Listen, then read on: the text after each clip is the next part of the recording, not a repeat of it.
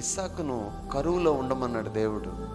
అరే పిచ్చోడా, దేవుడు మాట్లాడినాడా దెయ్యం మాట్లాడినా తెలియదురా, ఊపిరుంటే ఉప్పు అమ్ముకొని బతకచ్చరా అని చెప్పి సైతాన్ చెప్పుంటుంది.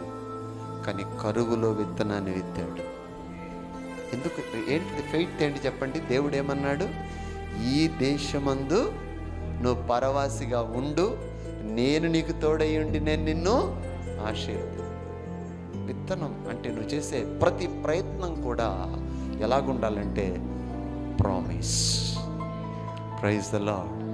నా బలం కాదు, నా శక్తి కాదు, దేవుడు విత్తనాన్ని వేయమన్నాడు.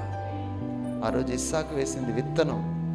ఈరోజు మనం చేస్తున్నది ప్రతి ప్రయత్నం ఒక విత్తనం. ఆమేన్. దేవుని బిడ్డల మనుషుల మీద ఆధారపడవద్దు. ఒక్కొక్క ప్రయత్నాన్ని నేను నామూలో నమ్మి ఆరంభించు. వాగ్దానం చేసిన దేవుడు ఇస్సాకుని ఎన్నంతలుగా ఫలింపజేశాడు?